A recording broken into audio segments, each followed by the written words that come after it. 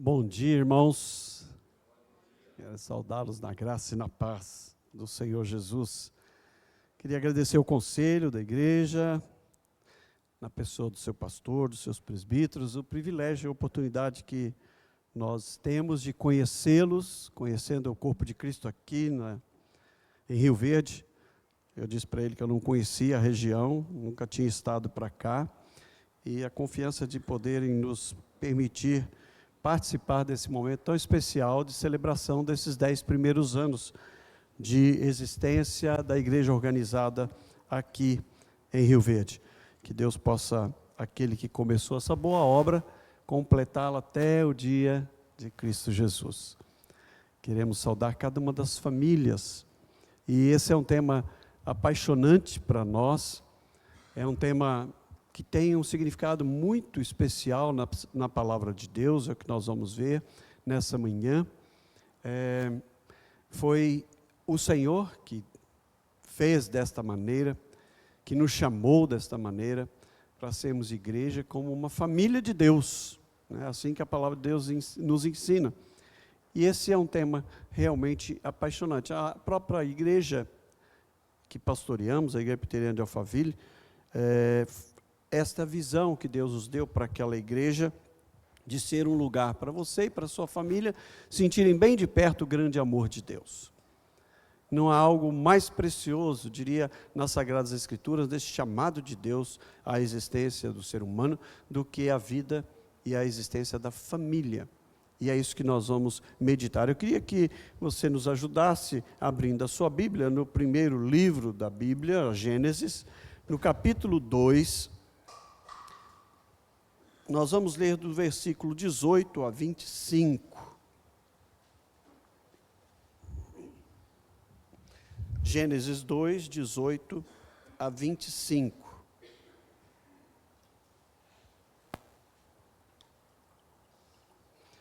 Vamos fazer a leitura alternadamente entre os homens e as mulheres, ok? As mulheres começam e os homens respondem, 18 a 25. Vamos lá? Disse mais o Senhor Deus: não é bom que o homem esteja só, farei uma auxiliadora que lhe seja idônea. Havendo, pois, o Senhor Deus formado da terra os animais do campo e todas as aves dos céus, trouxe-os ao homem, para ver como estes lhe chamaria. E o nome que o homem desse a todos os seres viventes, esse seria o nome deles. Deu nome o homem a todos os animais domésticos, às aves dos céus e a todos os animais selváticos. Para o homem, todavia, não se achava uma auxiliadora que lhe fosse idônea. Então o Senhor Deus fez cair pesado sono sobre o homem, e este adormeceu. Tomou uma das suas costelas e fechou o lugar com carne. E a costela que o Senhor Deus formara ao homem, transformou-a numa mulher e lhe a trouxe. E disse o homem: esta afinal é osso dos meus ossos e carne da minha carne. Chamar-se-á varoa, porquanto do varão foi tomada. Por isso deixa o homem pai e mãe e se une à sua mulher, tornando-se os dois uma só carne. Ora, um e outro, o homem e sua mulher, estavam nus e não se envergonhavam. Agora vamos ler juntos no capítulo 1, versículos 27 e 28. 27 e 28. Vamos ler juntos? Criou Deus, pois, o homem à sua imagem, a imagem de Deus o criou, homem e mulher os criou. E Deus os abençoou e lhes disse: sede fecundos, multiplicai-vos, enchei a terra, sujeitai-a, dominai sobre os peixes do mar, sobre as aves dos céus e sobre todo animal que rasteja pela terra. Como vocês, nós também temos no mês de maio um tempo de reflexão sobre a família. Como dissemos também, família para nós tem um significado muito especial nas Sagradas Escrituras. É um ponto central, eu diria, da própria criação de Deus e do propósito de Deus. Família é o lugar onde a gente experimenta as melhores alegrias que a gente pode ter na vida. Quem aqui é pai e mãe, por exemplo, sabe do que eu estou dizendo. Quando você recebe no braço aquela coisinha ali, miudinha, pequenininha, você está vendo que está tudo bem ali com ele, você fala, puxa vida, agora danou-se, porque, olha aqui, até agora era eu e ela, a gente se virava, né? Mas e agora? Agora? Então, mas não vai ser um mês só não, nem um ano, nem 2, nem 10. Se tudo correr como naturalmente acontece, vai ser para a vida toda. Aí a sua mãe tem 50, 60, 70 anos com a minha, ela diz, os meninos vêm aqui em casa. Era a gente, que eram os filhos. Que menino, né? Todos os homens grandes, casados, com filho. Porque é para a vida toda. E a gente tem aquele sentimento de impotência, de uma certa insegurança no começo, de como que vai lidar com aquilo ali. Como é que a gente vai dar conta daquilo? Como é que vai ser o futuro daquilo? É uma experiência transformadora para a nossa vida. Quando nós nos casamos, muda tudo. A gente muda de casa. E aí começa a se conhecer de fato, começa a experiência de caminhar juntos. Como é que vai ser isso? É o lugar que as alegrias vão tomando conta de nós. E se alguém aqui já é avô como eu, e de primeira neta, então, aí é um terror. Quando ela fala vovô, já era. Pode fazer o que quiser, do jeito que quiser, está tudo muito bem. E a gente ganha essa extensão da própria vida que vai acontecendo. Mas família também é o lugar onde a gente pode enfrentar as maiores dores, as dores mais difíceis, às vezes uma enfermidade de alguém que amamos, o cuidado necessário que isso vai exigir, às vezes os desentendimentos no relacionamento, às vezes as lutas dentro do casal, neste relacionamento, às vezes as dificuldades com os filhos, dos pais com os filhos, dos filhos com os pais. Mas não há algo mais incrivelmente concebido por Deus do que a família. E eu queria, a partir do texto bíblico, expor alguns princípios e algumas ideias que o texto nos permite para a nossa reflexão. E como é um tempo de escola bíblica, se você quiser parar e perguntar, levante sua mão, não tem problema, a gente interrompe. Se depois no final você quiser perguntar alguma coisa, tem muita gente experiente aqui que pode ajudar você a me ajudar a responder para vocês essas perguntas. Mas para nós é um tema absolutamente apaixonante. Como pastor, tenho dedicado a minha vida ao cuidado das famílias. Quando nós falamos aqui de cuidado, eu amo isso.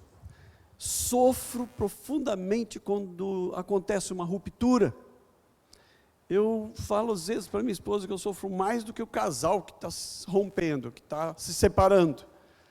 Porque eu não acredito nisso.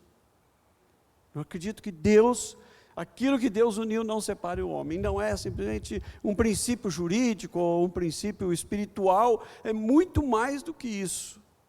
Porque é um compromisso de Deus com a própria vida do ser humano enquanto família. Ele nos chamou assim. Por quê? A referência que eu queria dizer é que a família é sim um projeto de Deus. O Senhor Deus disse, versículo 18, não é bom que o homem esteja só. Eu farei para ele uma auxiliadora que lhe seja semelhante. Deus vê que não era bom que o homem estivesse só. E não é uma invenção de Deus, né? Logicamente, ele assim já concebera desde antes de todas as coisas. De que seria desta forma. A expressão do texto bíblico é dar uma forma humana de expressar isso. Esse projeto de Deus, que é a existência da família. O que a Bíblia compartilha na relação da familiar é que a família é parte dessa vocação do próprio ser humano. do existir humano. Não é um acidente uma família.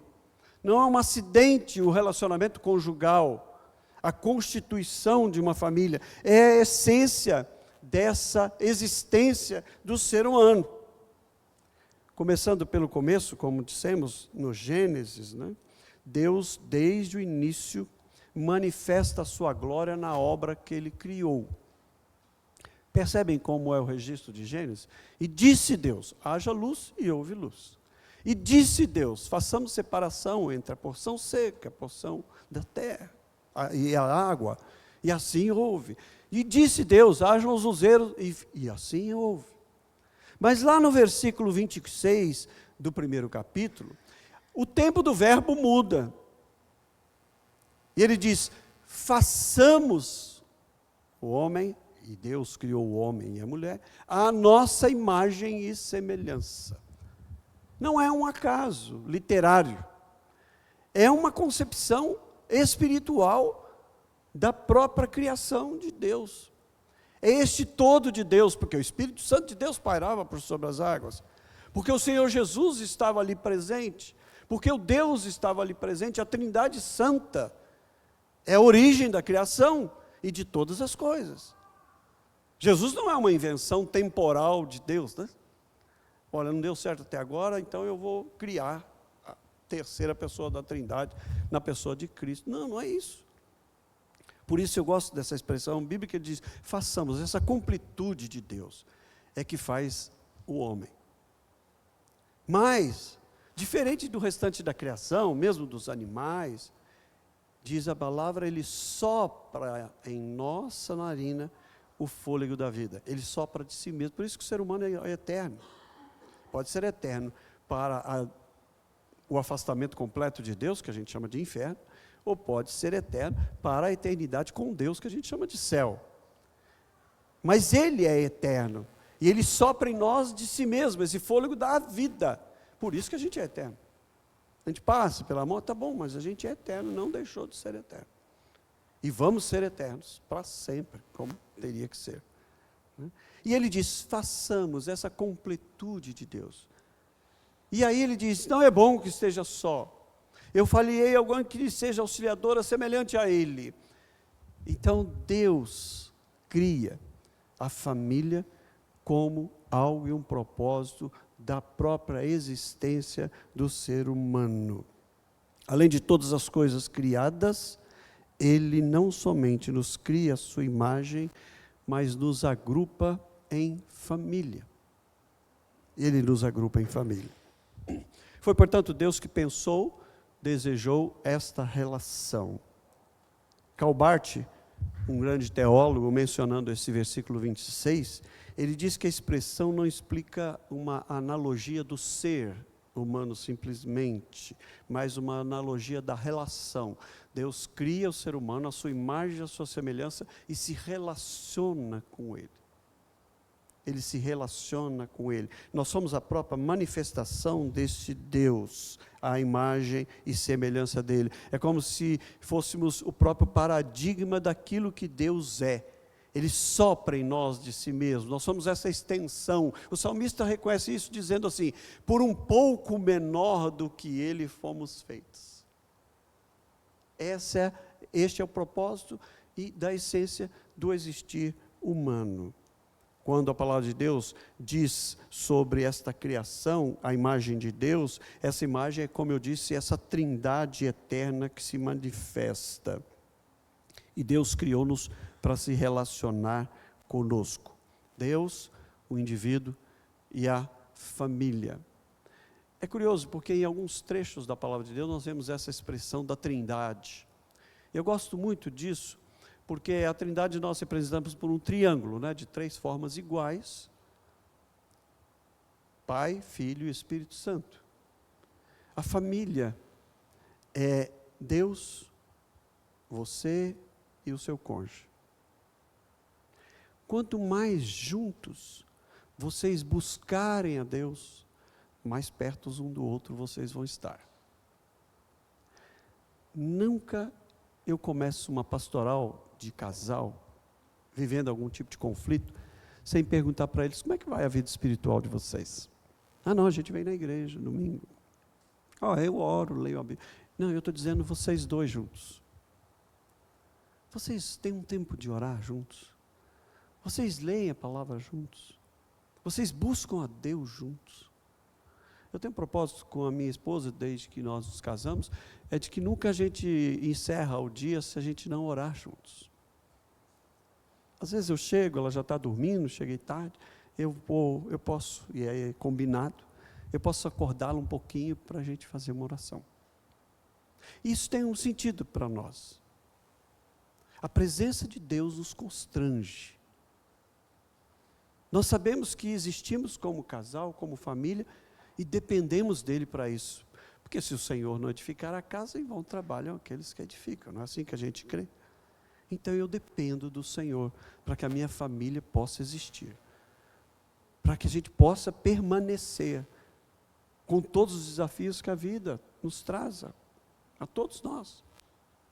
E nesse momento eu não oro pela igreja, eu não oro pelas minhas parentes, eu não oro pelo meu tio que está enfermo, não oro por nada a não ser por ela, por mim e pelos nossos filhos. Agora eu acrescentei a neta.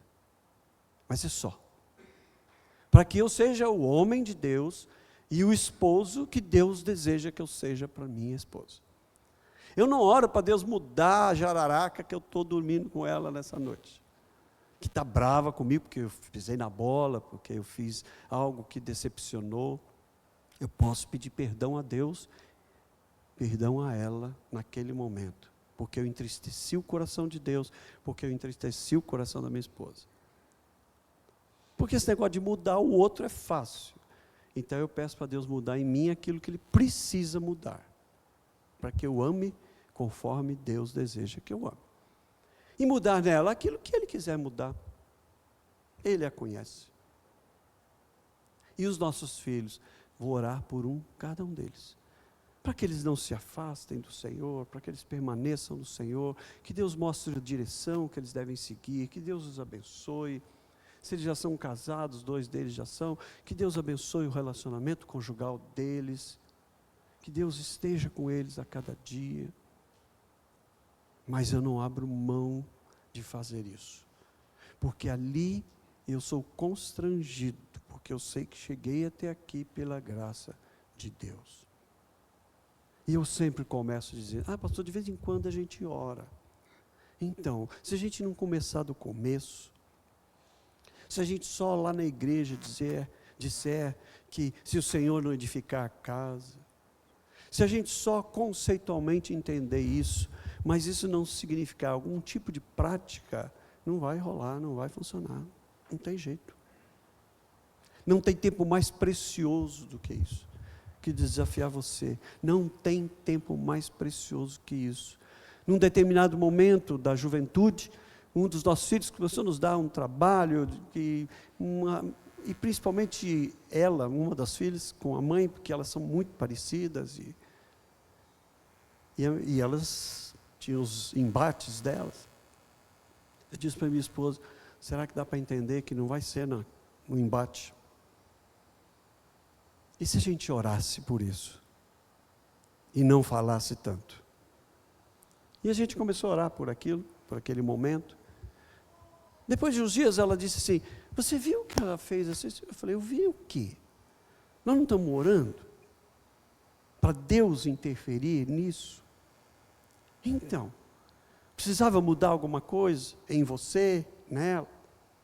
Então você está estranhando o quê? Se é Ele que efetua em nós o querer e realizar, se a coisa é com Ele. Dá para entender que sem Ele não dá para ser, para viver, para existir, para ter uma família. Que dificuldades e lutas todos nós vamos passar. Então esta relação de Deus conosco precisa ser algo que nós entendamos, compreendamos no nosso coração e vivamos na nossa prática. Quem é que se preocupa com a sua família? Deus se preocupa. Eu sei que pensamentos tem a respeito de vocês. São pensamentos de vida. É o que Ele diz. Agora, se você não tem um plano para a sua família, saiba que Satanás tem um plano para a sua família. Ele é como o leão que está ao derredor. Ele é aquele que vem para matar, roubar e destruir. Relacionamentos, sonhos, propósitos. Ele tem. Ele vem para isso. Eu gosto daquela expressão de Jó, capítulo 1, quando o diálogo de Deus com Satanás, né? E ele diz, de onde você veio? Ele falou, de rodear a terra. É isso que ele faz. Ele rodeia a sua casa, a minha casa, ele rodeia o mundo. E aonde ele pode, ele vai interferindo e vai destruindo, matando, roubando. Não foi isso que ele pediu para Deus? Deixa eu tocar lá o teu servo, ele é tão crente, um moço dedicado, próximo. Também, se eu dizer que o Senhor abençoa ele, até eu. E aí Deus estabelece o limite, porque Ele promete, nós vamos passar por lutas, mas nunca serão maiores do que nós possamos suportar, e juntamente com ela Ele nos dará provisão para aquele momento. É simples, vale o que está escrito, são os princípios. Se você não tem um plano de Deus para a sua família, saiba que Satanás tem um plano para a sua família. Busque o Senhor, expõe isso diante do Senhor, peça isso ao Senhor, peça que Ele conduza cada decisão, cada passo, cada dia, cada momento. Os momentos difíceis vão acontecer, o mundo não está nem aí para a sua família, para a minha. Noticia-se muito mais desgraça do que realizações, do que bênção. Você já viu alguma novela falar sobre a bênção de uma família firmada em Deus, de uma família constituída com princípios, com valores? Não. Você tem uma relação com alguém, aí essa relação se rompe por adultério, por abandono, por que quer que seja. E aí o que mostra lá na frente é você feliz da vida, pronto para outra, está tudo muito bem. E vamos em frente. É assim que o mundo faz. Famílias mostradas felizes. Lá em São Paulo tem a parada do movimento LGBT, mais não sei o quê, que eu falei que falta pôr pastor ali, P de pastor, já requeri lá para o movimento. Porque se tem gente discriminada, também é pastor. Você fala que é pastor, o cara segura o bolso, porque o pastor vai roubar. Eu fui no Sans Club para fazer um cartão da igreja, não, para a igreja não faz. Porque tem as que dão mau testemunho mesmo, né? Banco para financiar um veículo, se você puser lá no cadastro que você é pastor, é problema. É problema. É triste, mas é verdade. Então eu falo que tem que botar o P lá nos discriminados, porque a gente também é discriminado. Mas aí você vai ver imagens lá, todas aquelas famílias de 2 homens, 2 mulheres, com filho, e não sei o que, é cachorro, é bandeira, está tudo feliz, todo mundo feliz da vida. É isso que se vende. É isso que se vende. Como se isso fosse família, como se isso fosse uma verdade. Essa é a nossa cultura. A verdade é que nós cultuamos uma sociedade de aparência, né? E a gente, como cristão, tem que ter bastante cuidado com isso. Greg Krusher, um autor muito bom no que ele escreve, ele tem uma frase que eu gosto, ele diz assim: eu pensava da seguinte forma, já que as pessoas não gostam do meu eu real, eu vou criar uma versão para o consumo das pessoas. E aí você vive de aparência, né? Pior, Brennan Manning, num livro, O Evangelho Maltrapilho, bastante conhecido, ele diz assim: a vida em torno do meu falso eu gera o desejo de me apresentar ao público de uma maneira perfeita. As mídias sociais existem, né? Estão aí, e muito do que se vê na mídia social é isso, é fantasia, né? A família é perfeita, a pessoa é perfeita. A série de mensagens desse mês na igreja, de família, é Família Sem Filtro. É uma referência exatamente aos meios de comunicação digitais, né? Não sei na sua casa, mas em casa eu tenho 3 mulheres, né? Se a gente tira uma foto e aí alguém quer botar alguma coisa, não, peraí, deixa eu ver se está bom, se o cabelo saiu direito, se não está uma ruga aqui do lado esquerdo, tem que fazer, que senão a foto tem que ser perfeita. tem que ser perfeita. Então a gente vai fazendo esses filtros, vai fazendo essas edições, aí o que sai é perfeito. O que o Hernameno está falando é exatamente isso. A gente vem de uma imagem de um falso eu. O pior é o desejo de me apresentar ao público nessa imagem perfeita, de modo que todos me admirem, mas ninguém me conheça de fato. Ninguém me conheça de fato. Porque nós somos aquilo que a gente é lá em casa, quando a gente chega do trabalho, quando a gente está ali na intimidade da nossa casa. Ali a gente é quem a gente é. Aqui a gente chega bonitinho, todo mundo bem vestido, de mãozinha dada, com os filhos. É bênção mesmo, e é isso mesmo. Mas a gente no dia a dia, eu queria, uma senhora falou assim, pastor, eu queria tanto que o meu marido fosse igual ao senhor. Eu falei, olha, não pergunta para minha mulher, hein, por favor, não vai conversar com ela. Você vai se decepcionar. Você vai se decepcionar.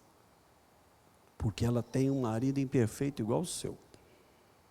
Porque somos imperfeitos, falhos. Só que amamos, servimos e adoramos um Deus perfeito, que se importa com a minha casa, com a sua casa, que nos fez uma família, que nos deu uma família, e que é Deus da nossa família, e que vai nos realizando a obra dele na nossa vida, de forma que nós pareçamos cada vez mais com Cristo. Cada vez mais com Cristo. Nós cremos que Deus concebeu a família para manifestar nela a glória dele, como toda a criação. A família manifesta a glória de Deus. Por quê? Porque ela é um projeto de Deus. E se Deus concebeu, esse é um segundo princípio,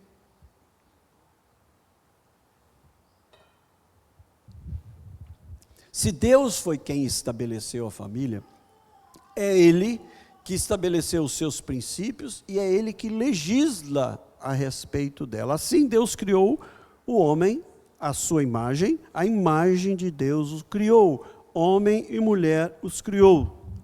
A família ocupa, sim, um lugar central no propósito de Deus. É a primeira sociedade civil que foi criada. A família é legislada por Deus. Você pode ter conotações socialmente estabelecidas, culturalmente estabelecidas, né? Se você conhece outras culturas, você sabe disso. As famílias têm características distintas, né? Tem um missionário nosso trabalhando lá entre os esquimós, ele falou, é um costume quando você visita uma casa, uma família, e 52 graus abaixo de zero, e aí que ele dê a esposa para que possa dormir próximo de você para se esquentar. Eu falei, lá em casa não vai acontecer. Vai morrer congelado, miserável, mas não vai acontecer. Você está ofendendo aquela cultura se você não estiver ali dormindo, todo mundo juntinho, pertinho. Eu falei, não vai rolar não. Mas isso é um aspecto só cultural.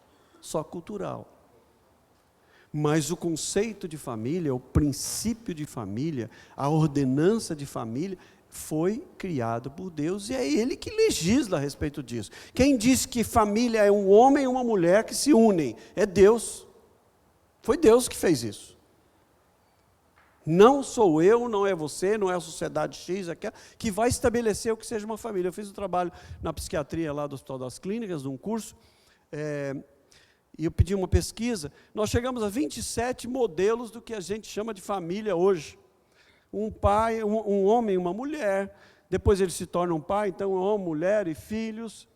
Aí você tem uma separação, uma ruptura, e a pessoa se casa de novo, então tem o homem, a mulher, às vezes filho, às vezes sem filho, às vezes tem o segundo casamento, então tem o segundo relacionamento. Aí você vem para as famílias tidas assim, mais modernas hoje. Então são 2 homens, são 2 mulheres. Aí agora também eles podem adotar um filho. Eu fico pensando o que vai ser dessa geração depois. Isso é muito bonito agora. Eu quero saber depois que essas pessoas crescerem, se tornarem adultos, tiver que viver num mundo como o nosso, como é que vai ser isso? Não sei se já aconteceu, já vi escolas em São Paulo, mesmo lá em Alphaville, que não se comemora Dia dos Pais, Dia das Mães, Dia do Pai, porque como é que faz, né? Se vai lá, é dia dos pais, mas é 2 mulheres, como é que faz? Para não constranger, então não vamos comemorar mais. E se quer chamar isso de família.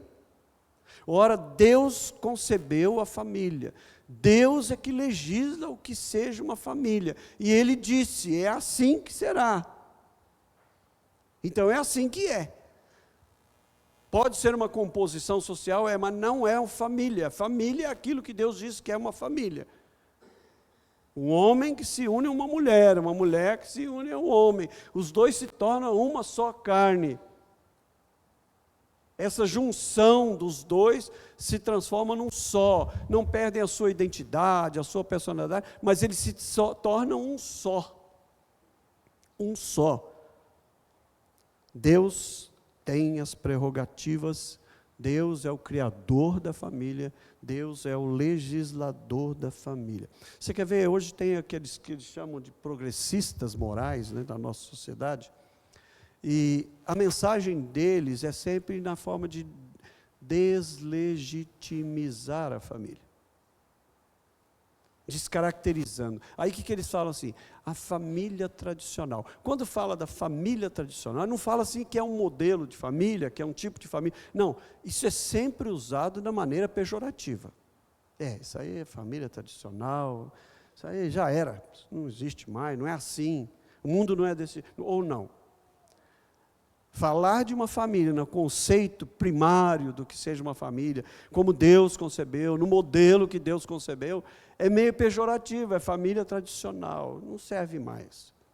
A intenção aqui de inculcar isso na sociedade é exatamente essa. Não só de não legitimar o que seja uma família, conforme nós concebemos na palavra de Deus, assim criado por Deus, como tornar no imaginário da pessoa algo pejorativo, que não está adequado ao nosso tempo, ao nosso momento. Então, por que nós, como igreja, lutamos contra isso? Porque Deus foi o criador da família, Ele legislou sobre a família, Ele estabeleceu os padrões e é Ele que nós obedecemos. A família foi criada nos céus pelo Senhor, antes de ser uma convenção socialmente estabelecida. É interessante isso porque, desde a Gênesis, como dissemos, e o texto que lemos nos descreve isso, mas ao longo de toda a história da revelação bíblica, é algo preservado, é algo anunciado, é algo proclamado, é algo pregado pela palavra de Deus. Deus chama o homem em família. Quando o último versículo do Velho Testamento, do livro de Malaquias, leia lá, ele fala da conversão dos pais aos filhos, dos filhos aos pais. O primeiro capítulo do primeiro livro do Novo Testamento, que é Mateus, o que tem lá no primeiro capítulo? A genealogia de Cristo. A família, enquanto verbo encarnado de Deus, da pessoa de Cristo. A pessoa da Trindade, que é Cristo. E aí ele descreve essa genealogia. Quando Deus fala e faz referência na carta de Paulo à família, ele fala, a família de Deus, que somos nós. Jesus podia ter aparecido, surgido. Aí o próprio Deus decide o quê? Nascer numa família, no ventre de uma mulher. Aquele que tem o universo na palma das mãos, decide habitar um útero. Ser amamentado por uma mulher. Aliás, a história da criação é muito louca, porque a primeira mulher é tirada do homem, para dizer dessa unicidade ali, dessa complementariedade. E aí depois, todo homem é nascido de mulher. Muito louco isso, né? Por que não foi o contrário, então? Por que ele não criou a primeira mulher? Aí depois da mulher nasceu o homem. Não, ele fez diferente para quê? Para dizer exatamente dessa complementariedade, dessa unidade. Aí ele decide nascer e habitar entre nós, e ele escolhe uma família. A família de Maria e José. Será que dá para entender que este é um propósito de Deus? É um projeto de Deus, que família é um projeto de Deus, que é Ele que cria, que é Ele que estabelece, é Ele que norteia, é Ele que legisla a partir de tudo isso.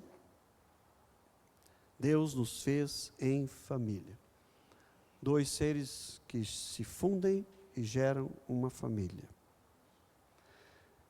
O reverendo John Stott, num livro fantástico chamado Cristianismo Básico, ele diz que o relacionamento familiar é a relação mais profunda que o ser humano pode desfrutar. Deus planejou para que a família fosse uma relação de intimidade, e essa intimidade não é somente física, emocional, intelectual, social, mas também espiritual. Deus, como eu dizia, nos chamou em família. Quando Deus chamou Noé, Ele chamou o quê? A família de Noé. Quando Deus chamou Abraão, Ele diz: eu vou fazer de você uma grande família. E assim todos os personagens. É interessante, a Bíblia não omite aquilo que acontece na minha, na sua casa, as crises, as dificuldades. Ele podia ter contado a história de Davi sem contar todas aquelas besteiras que aconteceram. Ele podia ter falado do grande Abraão sem dizer sobre a bobagem de mentir, com medo de perder Sara. Aí você fala: pois é, uma mentirinha assim não é tão... Não, era pecado, continua sendo pecado e vai ser sempre pecado. Olha o que deu a descendência dele. Depois é Jacó, que é enganador, e aí por aí vai. E não era maldição hereditária, era só referência, era só o testemunho e o exemplo que eu e você damos. Eu me lembro, há algum tempo atrás, talvez uns 3 anos, em que eu tenho 3 filhos, a Bianca, que hoje tem 34, o Guilherme e a Bruna, que são gêmeos, que têm 30. E o Guilherme marcou o casamento, a Bruna ia estudar fora, e a Bianca já estava noiva. Eu disse: acabou, não vai mais ser assim. Acabou. Quando o seu filho se casar, a família dele é aquela lá. Família estendida somos nós todos. É uma benção. A gente se reúne, festeja, tudo, mas a família dele é aquela lá que ele constituiu. É isso que a Bíblia ensina. É importante que seja assim. E eu falei para eles: sábado depois do almoço eu queria falar com vocês. Aí todo mundo ficou naquela, sabe, o que está falando, né? O que meu pai quer? Eu falei: não, eu quero ter uma conversa com vocês 3. E a gente sentou na sala depois do almoço, e eu comecei a conversar, e eu disse: talvez vocês não tenham percebido, mas a gente não vai ser mais esse time desse jeito. Guilherme, então, mês que vem você vai casar. Você vai embora. Bianca, você está noiva daqui a pouco. Então, Bruno, você vai estudar. A gente não vai ser mais a mesma família. Você vai ter a sua família, você vai ter a sua família. Então eu queria fazer 2 coisas. A primeira é agradecer a Deus por isso. Foi muito bom. Foi uma experiência incrível. Aquelas brigas, os passeios, as conversas, os risos, as celebrações, tudo foi muito bom. Eu queria agradecer, porque eu sou muito grato a Deus, porque Ele me deu vocês e deu a gente essa família. Muito precioso tudo isso. As lembranças que isso vai trazer. Eu queria agradecer a Deus. Agradecer a Deus por você, por você, por você. O seu jeito, filha que você foi e é, o filho. Eu queria agradecer a Deus. Mas eu também queria fazer uma outra coisa. Eu queria pedir perdão para vocês. Por todas as vezes que eu não fui o homem para sua mãe que eu deveria ter sido. O pai para vocês, porque vocês sabem o quanto eu sou imperfeito.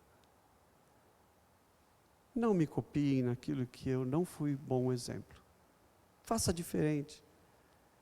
E aquilo que foi bom, repitam isso, repliquem isso para suas famílias.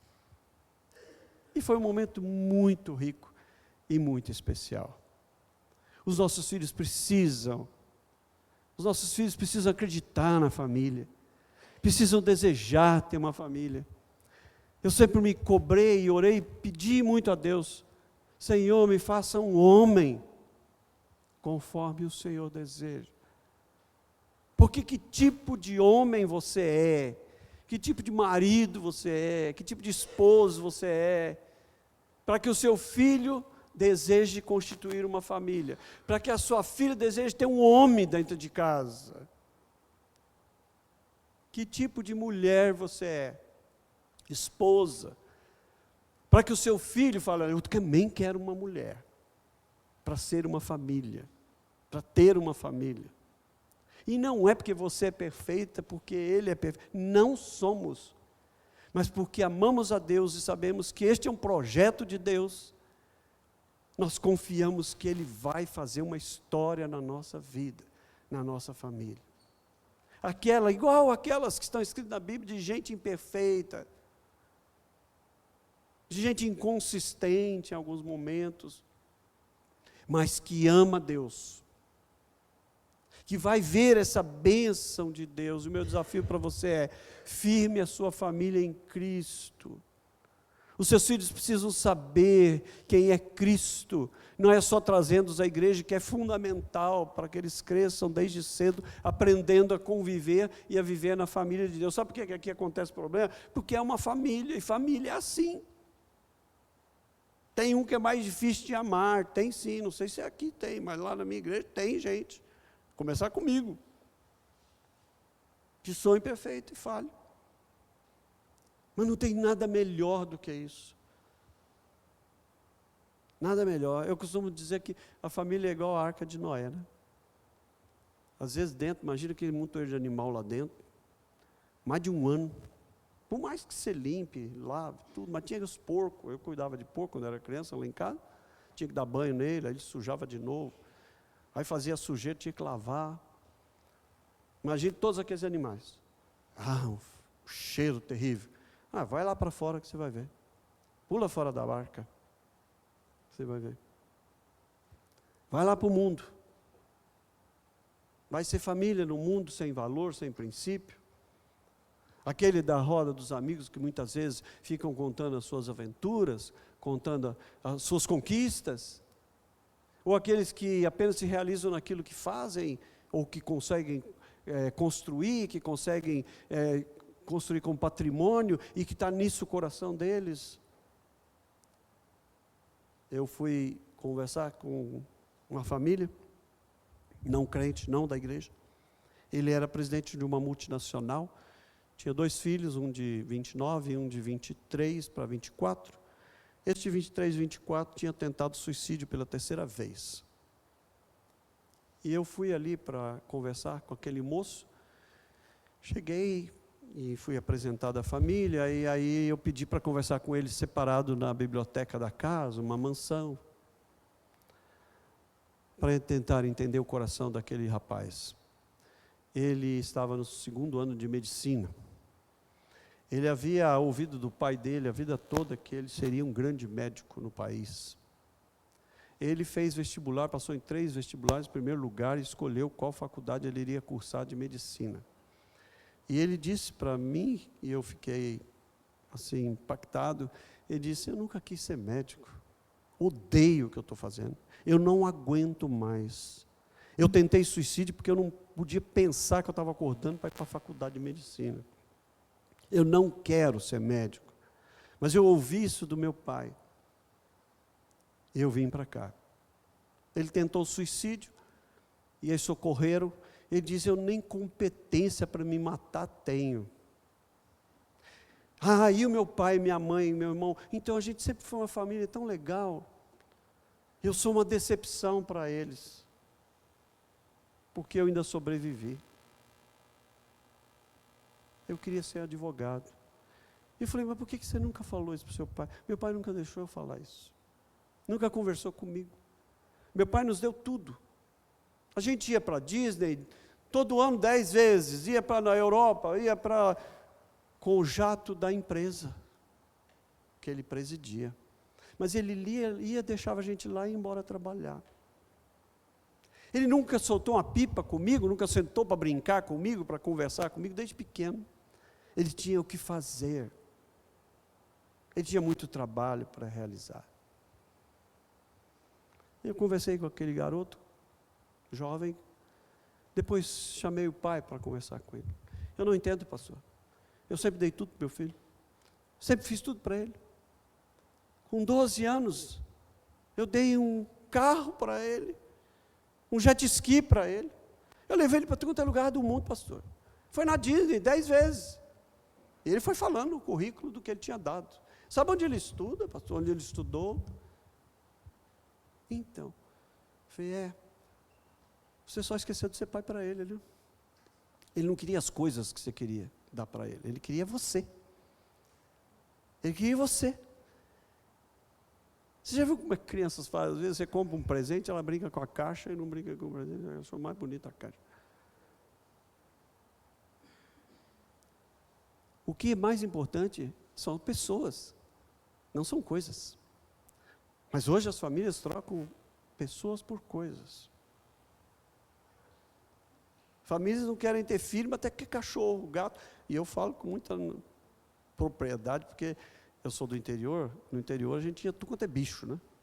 Tinha 7 cachorros, tinha gato, tinha codorna, tinha coelho, tinha porco, tinha galinha, tinha qualquer coisa. Tudo. Quando eu mudei para a capital, né, para a cidade grande, vim estudar e continuei morando em São Paulo, em casa também tinha 3 cachorros, eu amo. Eu vejo um, eu falei até para a Vanessa, eu vejo um salsichinha daquele, eu morro de vontade de comprar outro, porque a gente tinha 3. E tinha um que tinha uma cara de idiota, mas ele era muito carente. Então ele olhava para você, você dava uma bronca, ele ficava olhando assim, à vontade. Morreram de idade, né? A gente não. Minha esposa resiste muito. Depois a gente fica aí chorando, é isso mesmo. A gente quer viajar e agora tem que botar no hotel. Senão a gente se deprime. Eu já vi gente levar cachorro e gato em psicólogo. Já vi. Não é que me contaram, eu vi. Eu entrei num supermercado em São Paulo, que é uma rede, que tem pets também. Aí tinha assim lá, o seu filho de 4 patas merece o melhor. Eu arranquei o cartaz, eu olhei para ver se tinha a câmera, eu arranquei, amassei e joguei fora. Porque filho é o seu filho de 2 pernas. Cachorro não é filho, me perdoe se alguém tem esse costume, porque é tão bonitinho, meu filhinho, vem cá com o papai, vem cá com a mamãe. Não, em nome de Jesus, não faz isso. Filho é gente, a gente ama o bichinho, a gente cuida do bichinho, a gente se apaixona por ele. Ele é o único que você dá uma bronca, ele abana o rabinho para você. Ele nunca está de mau humor com você. Você já viu um cachorro ter mau humor com você, porque você chamou a atenção dele, ele vai ficar emburrado, não vai falar com você, vai te responder mal. Ele vem lá, abana, igual o Spike, abana o rabinho. Então, pai, que ele... Mas não é filho, não é gente. Em nome de Jesus, não é possível. Vem com a avó, mamãe, vem com... Não é possível. Você não beija o seu filho, não beija o seu marido, não beija a sua mulher, e você beija o cachorro. Não dá, me diminui, menos, um pouquinho, só um pouquinho. A gente vai perdendo a referência da bênção que é uma família, da bênção que são os filhos. Eles são herança do Senhor, a continuidade da nossa própria existência. Uma geração, diz o salmista, louvará a outra geração. É tão bonito a gente, na igreja, às vezes vai fazer um batizado, aí vem a avó. O máximo que eu já fiz foi uma tataravó. Que coisa incrível, essa bênção de Deus de geração em geração. Eu lembro da minha avó, que já faleceu há mais de 30 anos, com uma alegria, com uma gratidão a Deus, de uma mulher santa de Deus que me sentava no colo e contava a história bíblica e orava comigo. Eu me sinto abençoado por Deus, pela oração daquela mulher de Deus. De uma bênção de Deus que vem de geração em geração. Eu posso faltar, não vai faltar Deus para os meus filhos. É isso que a gente faz quando entrega e consagra os nossos filhos pelo batismo, numa aliança com Deus. Eu falto amanhã, não me importo, porque não vai faltar Deus na vida deles, na história deles. E uma mãe ou um pai que chora com um filho que se desvia, não vou abrir mão disso, eu fiz uma aliança contigo. Minha mãe, nós somos em 5, e o meu irmão, eu sou do meio, a primeira e a última são mulheres, e os 3 homens do meio, e eu sou do meio destes homens.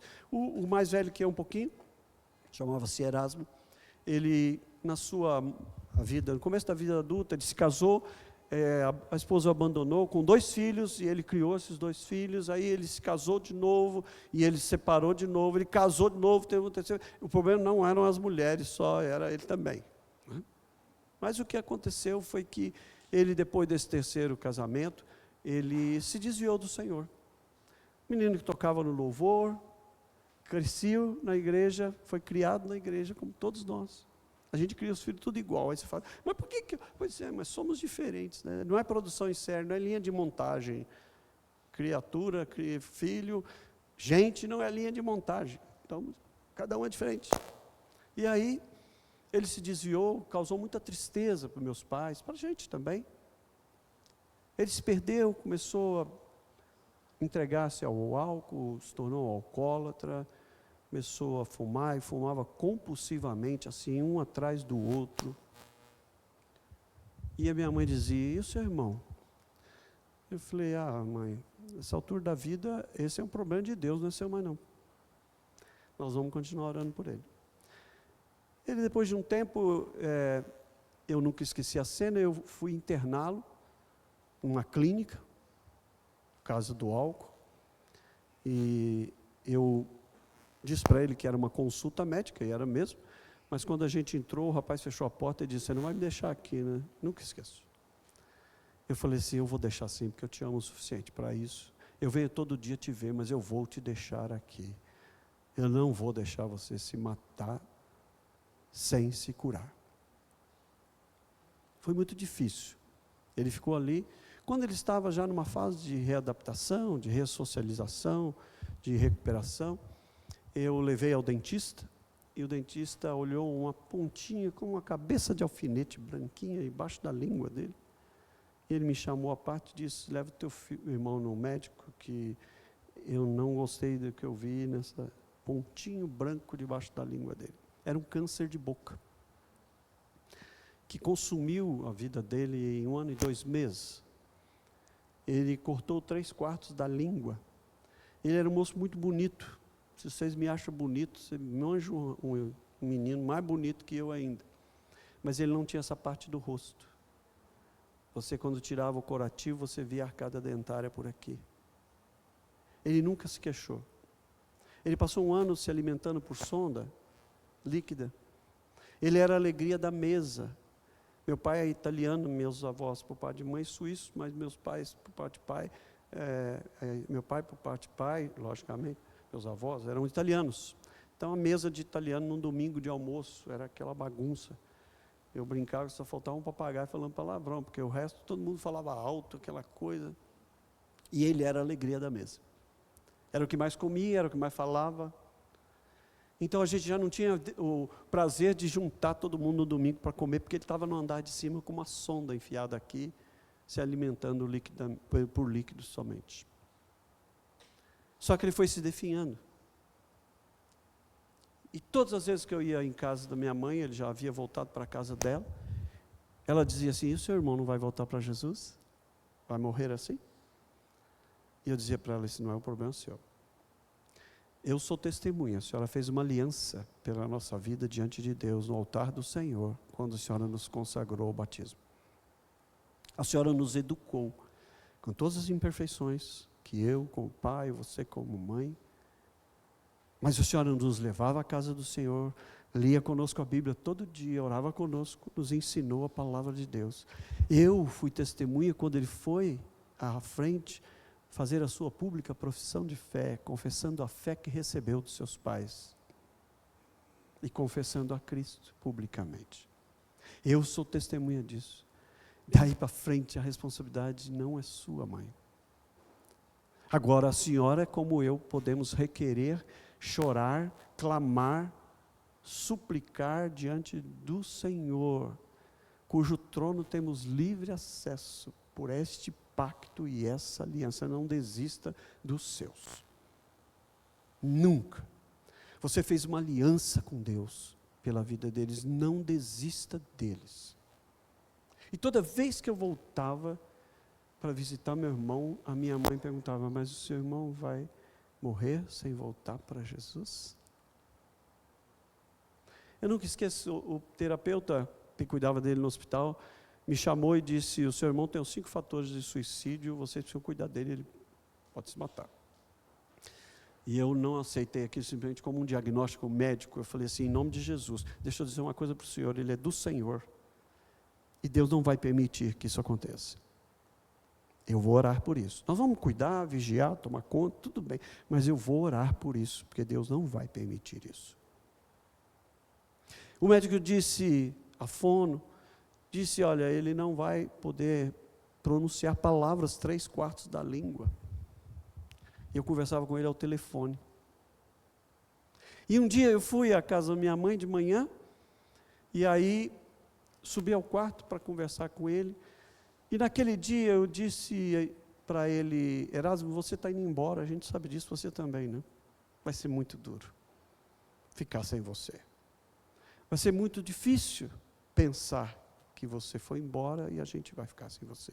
Mas eu queria dizer uma coisa para você, meu irmão, vai ser muito difícil pensar a eternidade sem você. E aí ele começou a chorar, e ele disse para mim, mas você não precisa se entristecer, hoje eu me reconciliei com Cristo. E eu chamei a minha mãe, eu disse, fala para sua mãe isso que você acabou de me dizer.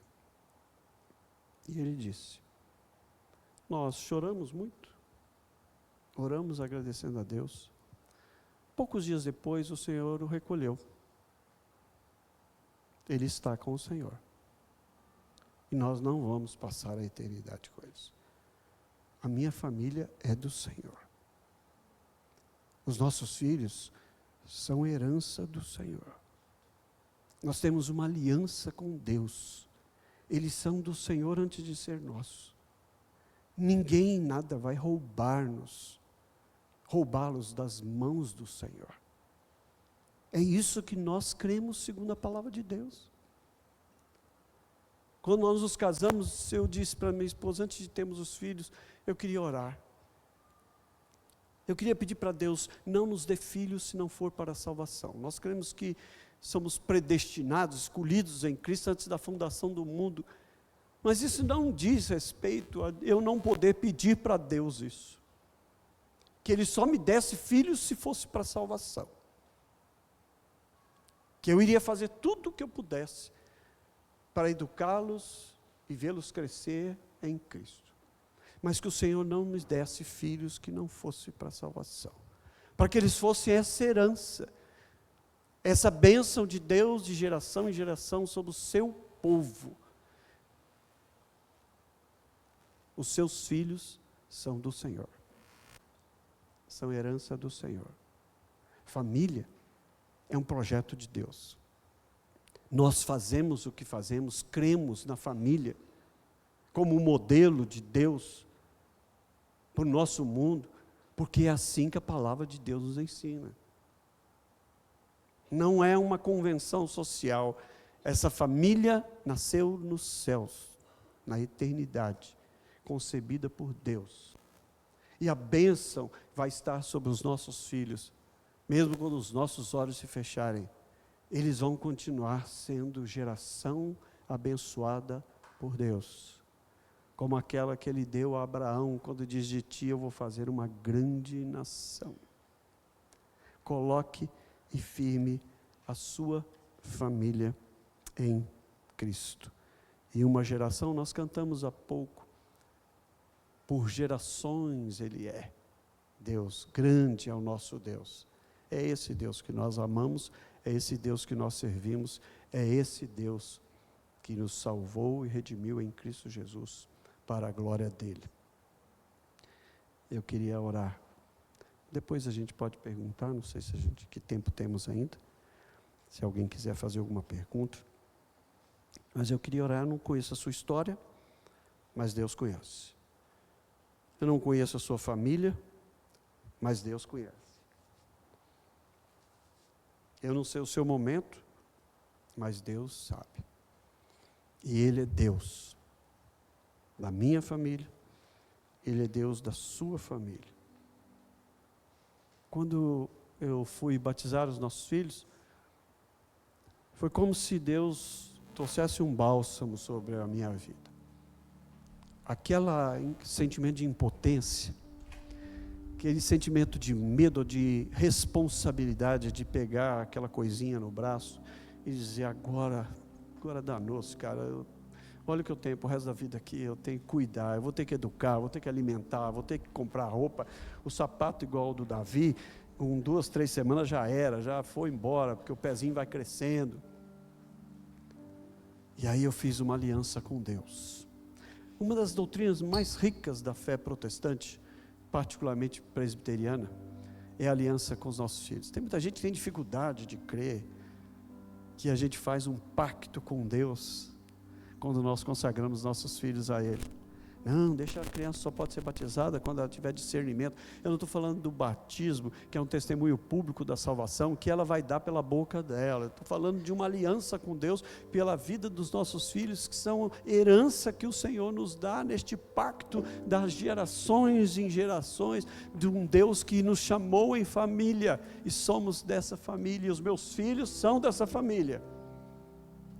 Foram concebidos nessa família, nesta aliança com o Senhor.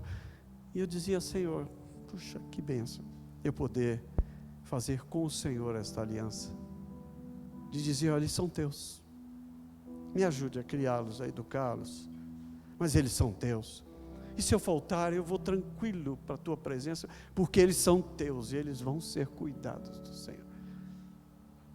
Que bênção maior eu podia ter como pai, senão essa convicção de que vale o que está escrito. A palavra dele é fiel e verdadeira. E tem 2 coisas que a Bíblia diz, pelas quais Deus zela: pelo nome dele e pela sua palavra. Vale o que está escrito. Eu queria orar com você. Pai, obrigado por essa manhã, por esse tempo de pensarmos a família como um projeto do Senhor. Obrigado pelo privilégio que o Senhor nos deu e nos dá, de termos uma família. Obrigado que o Senhor conhece essa família, cada um de nós ali, cada momento que nós vivemos, os que estamos vivendo. Obrigado pela família da fé. Obrigado porque o Senhor é o cabeça desta família. Obrigado porque o Senhor nos dá este privilégio, nos colocar nessa família, nos adotando nesta família em Cristo Jesus para a salvação. Abençoa, Senhor, cada casa aqui, cada família, cada casal, pai, mãe, filho, esposa, esposo, para que vejamos como em tudo que o Senhor faz a tua glória, e que a nossa família seja para a glória do Senhor.